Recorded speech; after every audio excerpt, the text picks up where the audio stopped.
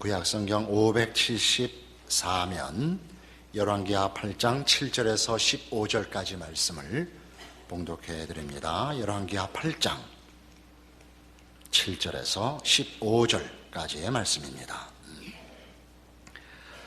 엘리사가 다메섹에 갔을 때에 아람 왕 벤하닷이 병들었더니 왕에게 돌리기를 이르되 하나님의 사람이 여기 이르렀나이다 하니 왕이 하사엘에게 이르되 너는 손에 예물을 가지고 가서 하나님의 사람을 맞이하고 내가 이 병에서 살아나겠는지 그를 통하여 여호와께 물으라. 하사엘이 그를 맞이하러 갈새 다메섹의 모든 좋은 물품으로 예물을 삼아 가지고 낙타 40마리에 싣고 나아가서 그의 앞에 서서 이르되 당신의 아들 아람 왕 벤하닷이 나를 당신에게 보내 이르되 나의 병이 낫겠나이까 하더이다 하니 엘리사가 이르되 너는 가서 그에게 말하기를 왕이 반드시 나으리라 하라. 그러나 여호와께서 그가 반드시 죽으리라고 내게 알게 하셨느니라 하고 하나님의 사람이 그가 부끄러워하기까지 그의 얼굴을 쏘아보다가 우니 하사엘이 이르되 내 주여 어찌하여 우시나이까 하는지라. 대답하되 내가 이스라엘 자손에게 행할 모든 악을 내가 알미라. 내가 그들의 성에 불을 지르며 장정을 칼로 죽이며 어린 아이를 맺히며 아이벤 분열을 가리리라 하니 하사엘이 이르되 당신의 개 같은 종이 무엇이기에 이런 큰 일을 행하오리까 하더니 엘리사가 대답하되 여호와께서 내가 아람 왕이 될 것을 내게 알게 하셨느니라 하더라. 그가 엘리사를 떠나가서 그의 주인에게 나아가니 왕이 그에게 묻되 엘리사가 네게 무슨 말을 하더냐 하니 대답하되 그가 내게 이르기를 왕이 반드시 살아나시리이다 하더이다 하더라. 그 이튿날에 하사엘이 이불을 물에 적시어 왕의 얼굴에 덮음에 왕이 죽은지라. 그가 대신하여 왕이 되니라. 오늘 본문 내용은 아람 왕 벤하닷이 엘리사에게 사람을 보내어 자신이 든 병을 고치고자 하는 내용입니다. 엘리사가 하나님 앞에 받은 답은 매우 냉혹한 것입니다. 너는 나을 것이다. 그러나 넌 죽을 것이다. 그런 답을 받습니다. 벤하닷은 아시는 대로 우리 지난주에 살펴본 대로 북왕조 이스라엘을 공격하고 그 수도인 사마리아를 에워싸서 그 안에 있는 사람들을 거의 굶어 죽게 만들었던 장본인입니다. 자기가 병에 들자 자기가 했던 일은 잊고 혹시 하나님에 의하여 병이 고침을 받을 수 있을까 신라 같은 희망을 가지고 그러나 열심을 다해 낙타 40마리의 예물을 담아 엘리사에게 그 신하를 보낸 이런 사건입니다. 우리는 이 하나님의 답이 조금 의외롭습니다. 낫겠다, 그러나 죽겠다. 그러나 이 문제는 벤하닷이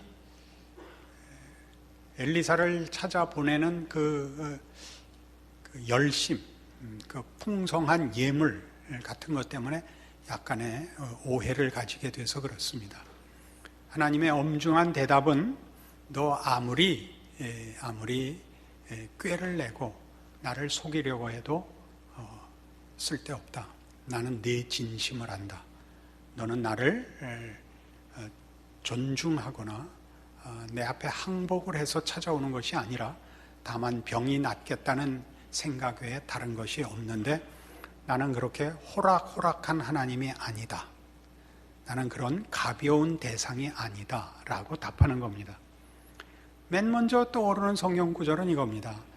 제가 즐겨 인용하는 갈라디아서 6장 7절입니다. 스스로 속이지 말라. 하나님은 만홀히 여김을 받지 아니하시나니 사람이 무엇으로 심든지 그대로 거두리라. 하나님은 위험에 찬 하나님이며 하나님은 무겁고 두려워해야 할 하나님이십니다. 하나님이 벤하닷에 준 답은 조금 전에 말씀드린 바와 같이 냉혹합니다. 그리고 그것보다도 더 갑니다. 그 답을 우리가 이해하기 좋게 조금 풀어 한다면 이런 뜻입니다. 너 힘을 다해서 그 병에서 살아나라. 너 바알을 찾아가든 나를 찾아오든 누구를 동원해서든 너 그 병에서 나라. 내가 너 죽이겠다. 너 병에 죽지 마라. 내 손에 죽어라. 이게 이 답입니다. 참으로 무섭죠. 시편 19편에 가시면, 시편 18편에 가시면 이런 무시무시한 성경에 말하자면 선언들이 있습니다. 시편 18편 구약성경 813페이지 시편 18편 25절입니다. 자비로운 자에게는 주의 자비로우심을 나타내시며 완전한 자에게는 주의 완전하심을 보이시며 깨끗한 자에게는 주의 깨끗하심을 보이시며 사악한 자에게는 주의 거스르심을 보이시리니 주께서 곤고한 백성은 구원하시고 교만한 눈은 낮추시리이다. 하나님을 쉽게 생각하지 마십시오. 심는 대로 거두는 법칙같이 자신이 한 대로 받습니다. 자신이 자신에 대하여, 자신의 인생에 대하여, 타인에 대하여 어떠한 사람이었는지를 돌아보십시오. 그대로 갚음을 받을 것입니다. 사악한 자에게는 주의 거스르심을 보이실 것입니다.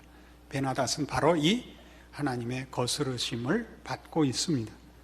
같은 시편 9편에는 조금 더 넓고 깊게 이렇게 선포합니다. 시편 9편 19절입니다. 여호와여 일어나서 인생으로 승리를 얻지 못하게 하시며 이방 나라들이 주 앞에서 심판을 받게 하소서. 여호와여 그들을 두렵게 하시며 이방 나라들이 자기는 인생일 뿐인 줄 알게 하소서. 조금 쉽지 않은 내용이죠. 인생으로 승리를 얻지 못하게 하소서. 사람의 가벼움과 변덕과 다만 이해관계와 기계적 법칙 정도로 인생과 인간과 세상이 전부라고 생각하지 못하게 하옵소서. 진실하시고 진지하시고 공의로우시고 선하시고 자비하신 하나님이 계신 것을 알게 하옵소서. 다만 인생이 모든 것이며 모든 잣대이며 모든 권세라고 생각지 말게 하옵소서. 인생으로 스스로 속이지 말게 하시며 하나님이신 것을 감추지 마옵소서. 여호와여 그들을 두렵게 하시며 이방 나라들이 자기는 인생일 뿐인 줄 알게 하소서. 사람들이 만들어내는 일이 아무리 크고 엄청나다 할지라도 인간의 한계를 벗어나지 못하는 줄 알게 하십시오. 무엇과 비교하여? 하나님의 통치와 비교하여 알게 하옵소서. 하나님의 무한하심과 영원하심과 거룩하심과 존귀하심과 자비와 은총을 베푸소서. 이것이 시편의 중요한 신앙 고백이며 하나님 앞에 바치는 찬송입니다.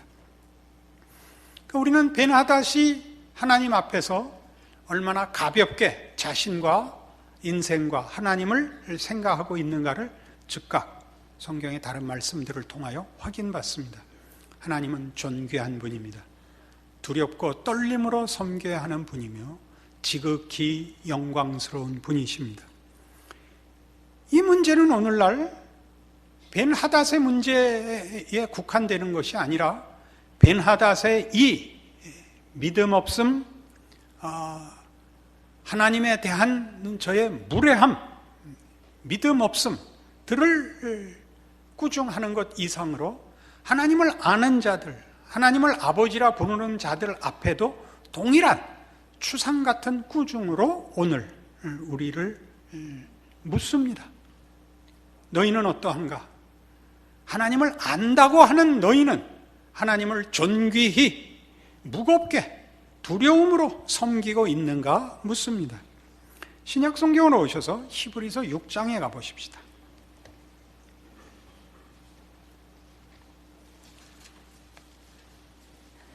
신약성경 357페이지 히브리서 6장 1절로 오시면 여기 믿는 자들을 향한 이런 엄중한 꾸중이 있습니다.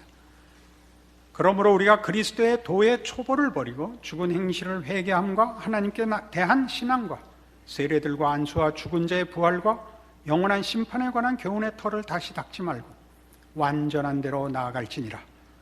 하나님께서 허락하시면 우리가 이것을 하리라.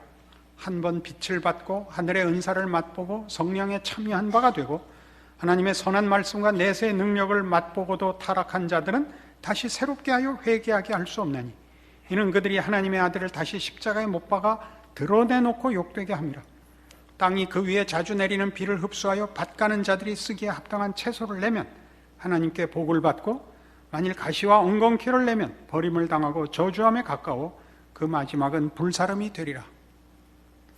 하나님께 은혜를 받고 그 다음에 타락하면 다시 고칠 방법이 없다, 그 얘기를 하는 것 아닙니다. 두 번째 기회가 있느냐라는 얘기를 하는 것이 아니라 하나님의 우리를 향한 진정성을 외면하면 차선책이 없다, 그런 것입니다. 하나님이 우리에게 하신 것은 최선책이다. 하나님은 힘을 다하여 그의 능력과 그의 진심과 그의 자비와 그의 의로우심을 총동원하여 우리를 찾아오신 것이니라. 그것으로 안 된다면 다른 방법은 없다. 그러니 너희의 구원을, 너희의 신앙 고백을 다시 생각해 보라. 신앙생활을 제대로 하고 있는가 보라. 이렇게 우리에게 묻는 것입니다. 실제로 우리의 신앙생활은 사실 우리도 모르는 사이에 이렇게 표류하기 일쑤입니다. 우리의 신앙이 표류하는 것은 하나님이 우리를 향하여 가지신 그 정성, 그 진심에 대하여 우리가 자주 잊기 때문입니다. 하나님이 그 아들을 주셨다라는 사실을 우리는 자주 잊습니다. 아들을 한 번 주신 것으로 하나님이 우리를 향하여 가지신 정성을 전부 다 그것으로 대신하고 있다라는 뜻이 아닙니다. 그 아들을 주시는 그 진정성으로 창조로부터 심판까지 역사와 세상을, 그리고 모든 각 개인 존재와 인생을 간섭하신다. 그것이 성경의 가르침입니다. 우리는 신앙생활을 당연시합니다. 그래서 신앙생활을 당연시한다는 것은 습관화하여 하나님이 가지시는 우리를 향한 그의 사랑과 통치의 엄중함을 심각하게 생각하지 않는다, 이겁니다. 소위 매너리즘에 빠진다, 그런 뜻입니다. 매너리즘에 빠진 가장 큰 증거가 뭐냐? 우리는 평하지 살지 않습니다. 해설을 하지 선수가 되지를 않습니다. 이번 가을 코리안 시리즈는 대단히 재미있었습니다. 누가 제일 재미있었을 것 같습니까? 운동장에서 뛴 선수들이죠. 이긴 선수들이야말로 가장 재미있었을 것입니다. 그 다음에 누가 재미있었을까요? 편든 팬들이 재미있었을 것입니다. 저는 재미가 덜했습니다. 왜냐하면 아무 쪽도 편들지 않았기 때문입니다. 그냥 중간중간 물어봤습니다. 어떻게 됐어? 어떻게 됐어? 이렇게 됐습니다. 이렇게 됐어. 그래. 재미 하나도 없는 코리안 시리즈를 겪었습니다. 누가 제일 좋아했다고요? 보셨죠? 나지완? 이게 죄송한데요. 이게 정확한 이름이 지금 기억이 안 나요. 나지완. 아주 울었죠. 코리안 시리즈 내내 못하다가 마지막에 홈런 2방 쳐서 팀을 승리로 이끌고 어린아이 같이 품에 안겨 울었죠. 최희섭 씨는 자기도 울어야 되는데 나지완이 먼저 우는 바람에 못 울고 엄마가 되고 말았죠. 둘 다 좋았죠. 우리는 우리 신앙을 우리가 살지 못하는 경우가 허다합니다. 갈라디아서 5장에 가면 성경은 우리에게 이런 요구를 합니다. 중요한 요구니까, 또 명령이니까 우리 심각하게 보십시다. 갈라디아서 5장 16절입니다. 내가 이르노니 너희는 성령을 따라 행하라 이겁니다. 너희는 성령을 따라 행하라. 성령을 따라 행한다는 건 무엇이냐 하면 22절에 나오듯이 오직 성령의 열매는 사랑과 희락과 화평과 오래 참음과 자비와 양선과 충성과 온유와 절제라 이겁니다. 성령의 열매를 맺으라는 건 여러분 보고 그 나무가 되라는 겁니다. 열매를 사 모으는 것이 아니라 열매가 맺히는 나무가 되라. 그 열매를 맺는 삶을 살아라 이것입니다. 여러분은 선수가 되십시오. 하나님의 자녀된 여러분이 고백하는 신앙 고백의 내용을 사는 신앙인이 되십시오. 실천의 유무를 대비하는 것 아니고 신앙이란 결국 살아내는 것입니다. 신앙은 존재가 되고 그 존재가 삶의 모든 정황에 그 신앙을 살아내는 것을 신앙생활이라고 합니다. 그것은 구경꾼이 될 수 없다 그런 뜻입니다. 각각 사셔야 됩니다. 그럼 내가 신앙을 사는 것과 구경하는 것은 어떤 차이가 있느냐? 열매가 맺혀야죠. 열매가 자신에게 맺혀야죠.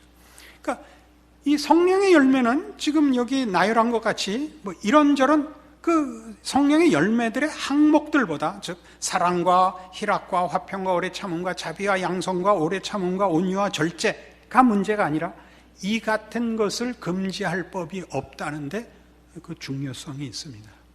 성령을 따라 행하면 성령의 열매가 맺힙니다. 이것과는 구별하셔야 됩니다. 여러분이 신앙생활을 감동적으로 할 수 있습니다. 여러분이 신앙생활을 능력적으로 할 수 있습니다. 여러분이 신앙생활을 훨씬 깊은 지성으로 할 수 있습니다. 그것은 다 복된 일입니다. 더 깊은 신앙의 이해를 가지는 것, 삶의 이해를 가지는 것 중요합니다. 쓸모 있는 것 중요합니다. 감격과 열심을 가지고 하나님의 사람으로 사는 것 중요합니다. 그럼 문제는 감동적이냐, 능력적이냐, 지성적이냐가 아니라 어느 것이라도 공통되게 성령의 열매가 맺히느냐의 문제입니다. 해설자가 되지 마십시오. 해설자가 되지 말고 이 성령의 열매가 맺히는 성령의 사람, 성령을 따라 사는 사람이 되십시오. 그렇지 않으면 무슨 문제가 생기느냐? 조금 전에 본 히브리서 6장과 같이 한번 비침을 보고 성령을 맛보고 그리고 타락하면 대책이 없다. 왜요? 하나님이 전심을 기울였는데 되지 않는다면, 다시 말해서 하나님이 그 진정성을 주었는데 우리가 진정성으로 반응하지 않는다면, 하나님을 가볍게 대접하고 하나님이 마치 지나가다가 한번 시험 삼아 간섭한 것 같이 우리가 반응을 보인다면 하나님을 모독하는 것이요, 하나님의 자녀로서 자신에게 허락된 신앙과 구원을 제대로 알지 못하는 것이다 라고 성경이 지적한다는 사실이죠. 우리는 벤하닷이 엘리사를 찾아올 때 보인 그 열심을 사실은 과소평가할 수 없습니다. 낙타 40마리에 실어보낸, 오늘날 얘기로 하면 무슨 8톤 트럭, 아니 컨테이너 40개쯤 보낸 겁니다. 대단한 물량을, 열심을 보였지요. 그러나 하나님께서 그를 너 병으로 죽지 마라, 너 내 손에 죽어라 라고 얘기하는 것은 참으로 무시무시한 경고입니다. 여러분, 여러분의 신앙생활을 누구에게든 내어주지 마십시오. 말하자면 방관이라든가 설명이라든가 관념이라든가 이상이라든가 그런 것에다 내어주지 마십시오. 여러분이 그 삶을 사십시오. 그 삶을 살아야 된다는 것은 여러분의 의지를 동원해야 된다는 뜻입니다. 노력하십시오. 애를 쓰십시오. 구경하시고 말하는 자가 되지 말고 그 삶을 사는 자가 되십시오. 예수를 믿는다, 신앙이 있다라는 말은 신앙생활로 이어지지 않고, 즉 의지를 동원할 필요 없이는 설명할 수 없는 것이어야만 합니다. 그렇게 살지 않는다면, 우리 지금 여기 나온 성령의 9가지 열매들을 이 같은 것을 금지할 법이 없다라는 말씀에 걸리셔야 됩니다. 여러분이 신앙생활을 한다면 이 문제는 여러분에게 자신의 것이요 자신의 삶입니다. 우리는 사실 현대인들에게 있어서 신앙생활이라는 것은 잠시 와서 듣고 자신의 존재와 인생에 있어서 어느 한 부분, 소위 종교라는 영역이거나 심리라는 한 부분을 만족시키고 가는 무슨 간식 같고 중간에 먹는 물 한 잔 같은 것이 되고 말았습니다. 자신의 영혼을 바치지 않고도 소유하고 믿는다고 말하는 것이 되고 말았습니다. 가장 안타까운 것 중에 하나는 신앙생활을 하시거든 여러분의 삶에 여러분이 신앙이라는 것을 실천해야 되듯이 같은 교회에서 한 교회에서 신앙생활을 하는 일에 대하여 남달라야 합니다. 여러분이 외국에 나갔다가 혹시 당황한 적이 있으셨을 것입니다. 제가 아는 목사들은 중미에 있는 어떤 스페니쉬를 쓰는 나라에 선교사를 만나러 갔다가 이 사람이 나오질 않는 바람에 아무하고도 얘기가 안 통하는 거예요.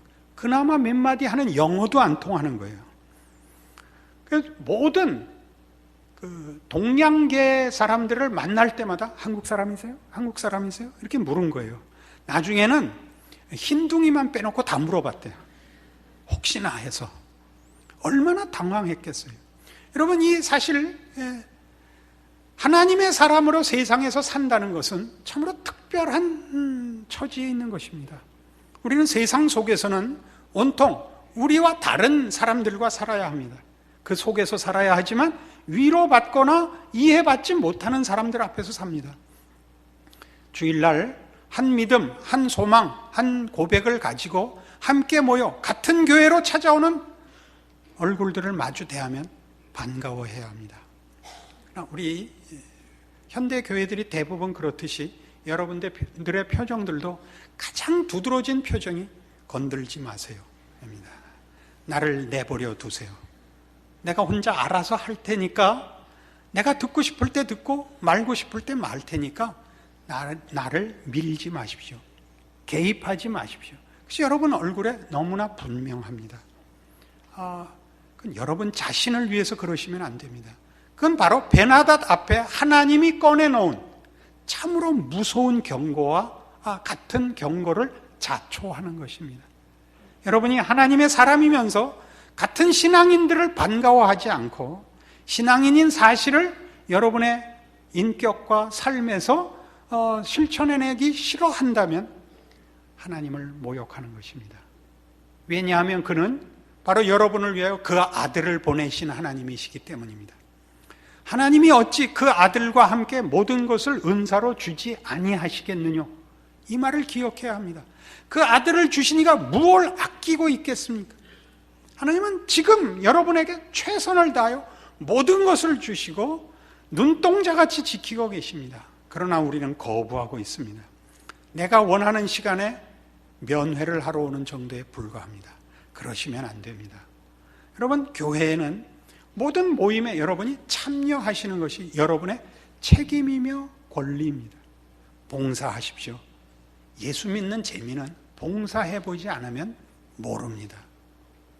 여러분, 이렇게 성가대에 서는 것, 안내를 하는 것, 어느 주일학교에 들어가서 반사를 하는 것, 아니면 어느 위원회에 들어가서 국내 전도를 위하여, 해외 선교를 위하여, 봉사와 구제를 위하여 의논하고 걱정하고 참여하는 것, 귀합니다. 하나님이 여러분이 참여한 하나의 그 진심, 그 바쳐진 마음을 통하여 오병이어의 기적을 이루시는 것입니다.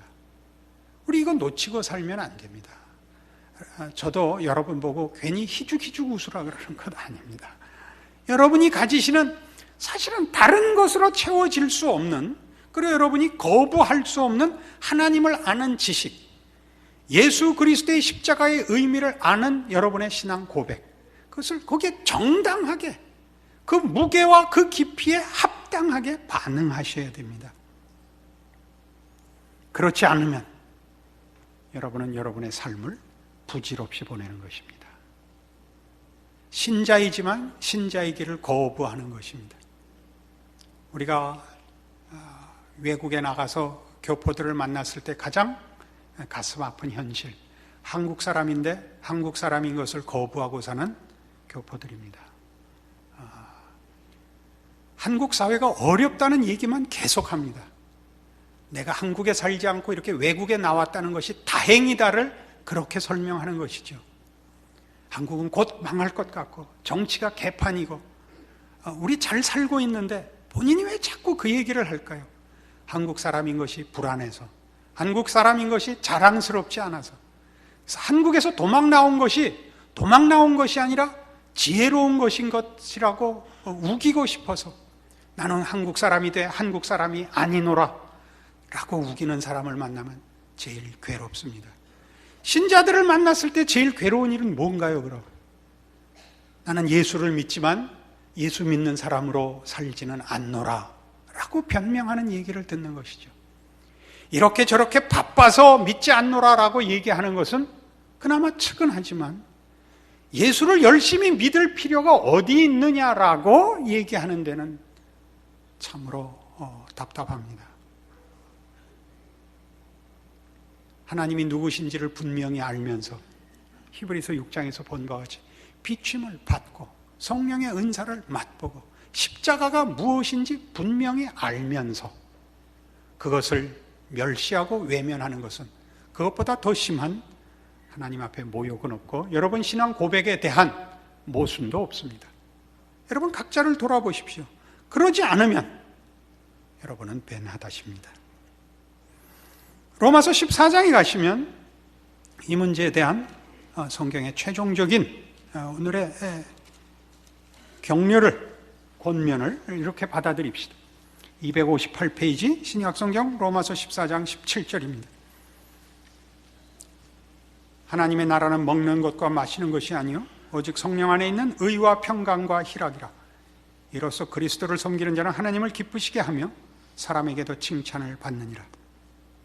하나님의 나라의 기쁨이라는 것은 우리가 현실 속에서 당하는, 신자이기 때문에 받는 오해, 외로움, 상처보다 큽니다. 비교할 수 없습니다. 우리가 교회에 깊이 개입하기를 꺼리고 신앙생활을 실천하기를 꺼리는 가장 큰 이유는 신앙생활이 가져오는 불공평한 그 결과 때문입니다. 우리는 오해받을 것입니다. 우리는 어쩌면 사람들에게 쉽게 취급받을 수도 있습니다. 상처를 받을 수 있습니다. 그것이 우리는 고통스러워서 신자의 길을 중단합니다. 그러나 성경은 얘기하기를 하나님의 나라는 먹고 마시는 정도가 아니랍니다. 인생이 구하고 인생이 확인하는 그 한계에서의 최고의 보상보다 큽니다. 그것은 성령 안에 있는 의와 평강과 희락입니다. 이것이 없다면 누가 신앙생활을 하겠습니까? 종종 사람들이 제게 묻습니다. 목사님이 되셔서 받는 가장 큰 보상이 뭡니까? 하나님을 더 깊이 아는 것입니다. 하나님을 더 깊이 아는 게 무슨 의미입니까? 세상이 빼앗아갈 수 없는 기쁨을 가지는 것입니다. 그것이 그래서 우리를 현실적으로 아무 고통도 없게 만드느냐? 그렇지 않습니다. 신앙생활을 하는 것은 참으로 어렵습니다. 무거운 짐을 지는 것 같고 벗어버리고 싶은 무슨 갑옷 같고 족쇄 같습니다. 그러나 기꺼이 우리가 이 갑옷을 입고 이 족쇄를 차는 것은 세상이 우리를 괴롭히는 것과 하나님이 주시는 신령한 은혜와는 비교할 수 없는 차원이 다른 내용이 있기 때문입니다. 그래서 여기서도 이렇게 얘기하죠. 18절에 있는 바와 같이 이로써 그리스도를 섬기는 자는 하나님을 기쁘시게 하며 사람에게도 칭찬을 받느니라. 하나님의 기뻐하심을 소원과 기쁨으로 가지지 않을 거라면 기독교 신앙은 참으로 난처한 것이 될 것입니다. 여러분의 기도와 여러분의 신앙 고백은 참으로 근거가 없는 것이 될 것입니다. 힘이 없는 것이 될 것입니다. 그러지 마십시오, 여러분. 기왕에 하나님의 자녀로 부름을 받았고, 여러분, 그것이 무엇인지 알고 있습니다. 하나님이 누구신지, 예수 그리스도가 누군지, 자신이 누군지 압니다. 그 길을 외면하지 마십시오. 그 세상이 주는 위협과 시험에 지지 마십시오. 벤하닷이 되지 마십시오. 하나님의 자녀가 되십시오. 그의 귀한 백성이 되십시오. 여러분과 여러분의 삶과 여러분이 사는 시대 앞에 하나님의 백성의 영광이 되십시오. 기도하겠습니다. 하나님 아버지 은혜를 감사합니다. 하나님의 자녀라는 믿음을 주셨고 약속을 주셨고 그렇게 찾아오셨습니다.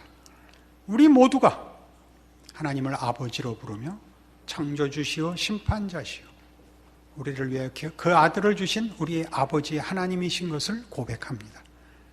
그러므로 신자다워야 합니다. 그것은 책임이기 이전에 당연한 것입니다. 우리가 신자이기를 중단하면 자기 자신을 기만하는 것입니다. 하나님, 우리에게 믿음을 더하소서, 주의 사랑을 더하소서, 우리로 우리의 인생과 우리의 존재를 하나님의 사람으로 살 믿음과 승리를 주옵소서. 그리하여 나를 보는 자와 내가 속해 있는 시간과 이 사회가 하나님을 아는 놀라운 기적이 있게 하여 주시옵소서. 예수님 이름으로 기도합니다. 아멘.